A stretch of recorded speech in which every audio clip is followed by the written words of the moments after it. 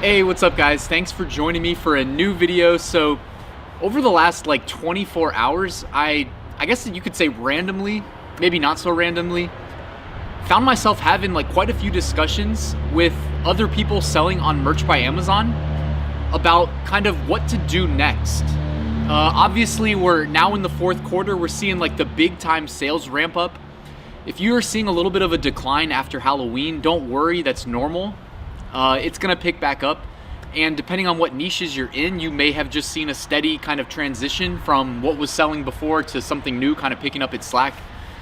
I did want to say though that also with tier ups that just happened, if you were recently tiered up, you may be wondering do I shift my approach to Merch by Amazon now that I've got these extra upload slots? Or if you're in tier 10, you might be wondering what to do. I mean, I've had I feel like I've had the full spectrum of discussions recently. And a lot of times I like to draw from these experiences and just kind of share the answers with everybody instead of just having them in one-on-one phone calls or emails or messages. So I guess we'll start at the top. Let's start at the top. Me personally, in tier 200,000, I'm not really changing up my approach to Merch by Amazon. It's not just that I'm in tier 200,000, but I also have a YouTube channel, right? So I feel very comfortable in the niches that I'm in that are very safe. If I chase trends, I'm gonna enter a bunch of different niches, and those are all opportunities to generate rejections against my account. And I'm just not really about that. I could definitely change up my strategy a little bit, take on a little bit more risk, and probably make a little bit more money. But I'm cool with how I've got it going on right now. So. And I know nobody probably cares about tier 200,000, but an extension of kind of my approach, which is that I don't usually make one design at a time. I make templates where I can generate, 10, 20, 50, 100 good designs at a time from the template. And I did want to shout out Marielle. She's been making templates for herself. She's in tier 1,000 now. But with these templates, she can make a lot of designs and be ready for when she's in tier 2,000, which I think she's eligible for. She just needs to upload more. And she's been doing a lot of that lately. But yeah, when you're in tier 500, tier 1,000 or above, be thinking of the scalable design approach. Because you may find yourself just like her where, she is eligible from her sales to be in tier 2,000, but she needs to upload more. And sometimes she wonders what she should be uploading. Well, if you make a nice little design template, and it doesn't just mean it has to be world's best doctor, world's best teacher, world's best lawyer. It doesn't have to be that. It could just be a design template, literally a design template. I love all sunsets for this reason, where you can just have a nice sunset graphic. I was doing a one-on-one call yesterday with somebody, and I just showed them very quickly kind of how I do my designs. And I had a graphic from All Sunsets, which I'll link to in the description. Most of you guys are already probably using them, but if you're not, you can check them out for free using the link in the description. If you end up joining, I think it's $3 or $4. It's less than $4 a month for an annual subscription. And I just take the graphic. The graphic doesn't have to do anything with the niche. And then I just add some text above the graphic and then below the graphic. Or sometimes I put the text in the graphic. And just on the spot, we didn't even pre-plan this. I just said, let's go to Amazon, we'll find a random niche. I just picked out some text, moved the text over to the sunset, and they were blown away at how good the design looked. And the graphic that I was gonna use was already pre-selected. It didn't have to have anything to do with the actual text that I was gonna be adding. So what I'm really sharing there is sometimes you can just keep it simple, make the graphic look good enough. The text is from a niche that you validated, that you know is selling, you're good to go. But that brings me to kind of what I want to talk about as far as regardless of what tier you're in, niche selection is always relevant. You always need to be strategic in the niches that you enter. Now, I had a really long discussion, one-on-one, with somebody that's in tier 10. And they really want to just get off to a good start and capitalize on the Q4, as we all do.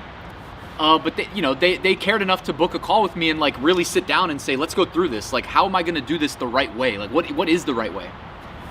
And one thing that I kept kind of trying to reiterate to them was, we kept laughing because a lot of times we don't even understand the niches that we're selling. But what's cool is we don't necessarily have to, right? We can sell t-shirts in niches and not even know why it's trending or what the niche means. right? Like you still got to validate, make sure they're safe and whatnot, like, but you don't need to necessarily understand them to beyond, to within reason, think that they're safe to sell on Merch by Amazon. You can obviously do that by using the search merch tool and looking at how many shirts exist and how many were recently submitted, things like that. In a nutshell, there's more nuance to it, but so we were talking about what niches to enter because they had done some designs, probably 6, 7, 8 designs in all different niches. And the designs were great. That's the thing. The designs were not an issue at all whatsoever. But the niches, the way I described it was they were more or less niches that are generating sales. You know, we looked at a couple of them and we said, well, based on the bestseller ranks on these products, they're generating sales.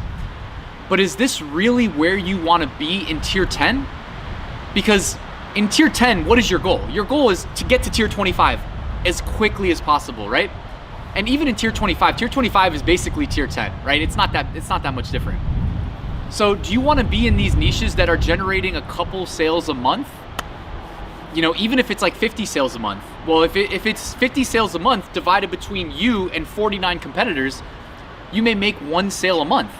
So you won't get out of tier 10 for another, I don't know, 6 months, right? Like 7 months.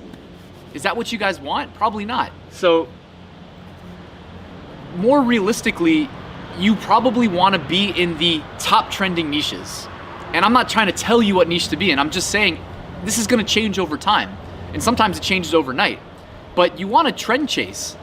And you do not need to be, this needs to be said, like you don't need to be the first person in a trend.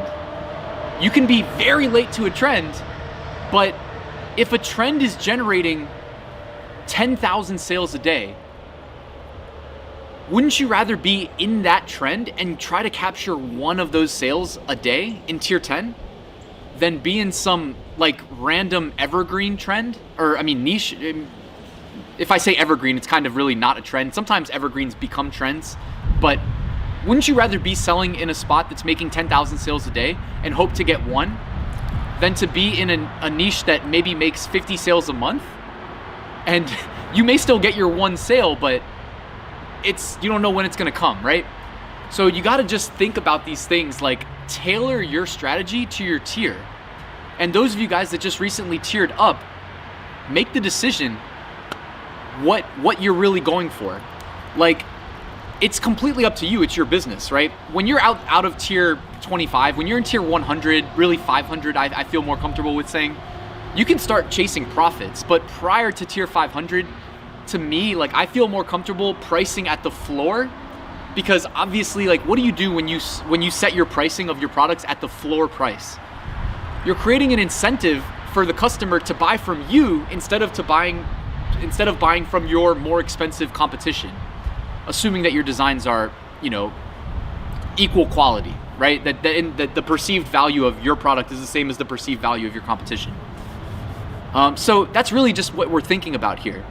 If you're willing to defer profitability and add that incentive of them, the customer, buying from you instead of your competition, that's great. Because what's stopping you from tiering up? It's just the sales, right? It's like, what's stopping you from uploading more? Well, all right, let's start at the top of the pyramid. This is how my brain works. What's stopping you from making a lot of money? You don't have enough upload slots. What's stopping you from having upload slots? Sales. What's stopping you from sales? Are you in good niches? Are your designs good enough? And are you creating incentives for customers to buy from you instead of your competition? There's more nuance than that, but like sometimes you just keep it high level and it makes things more clear. So I guess I was just feeling compelled to do a video like this because I swear I've spent a lot of time in the last 24 hours just kind of talking Merch by Amazon strategy to people in different tiers. And yeah, let me know what you guys think. I mean, the 4th quarter's here, so it's really like, this presents such a massive opportunity to both scale up a low tier account, but also make some profits regardless of your tier. The last thing I'll leave you with is, if you're making regular sales in a product, it's okay to increase your prices. You can go incognito and do an organic search for your product on the primary keywords. Where do you rank? Look at the products around you where you rank. Now, this is subject to change. It's not like it's black and white. Amazon's algorithm will shift and shuffle things around. But look at where you rank, look at your competition, figure out what price point you're comfortable with. You don't have to ride the floor pricing forever. Even if you're in tier 10, if you've got something that's selling a lot regularly, you can up the price and make some money. So don't be afraid of doing that. And that's pretty much it. That's what I wanted to cover, guys. So thank you for watching. In the description, of course, you've got the free print on demand giveaway. You've got my free Merch by Amazon 7-day mini course, just need your email. And you've got my Merch by Amazon Facebook group. If you guys want to join, that would be awesome. Please like and subscribe before you go, and I will see you guys tomorrow.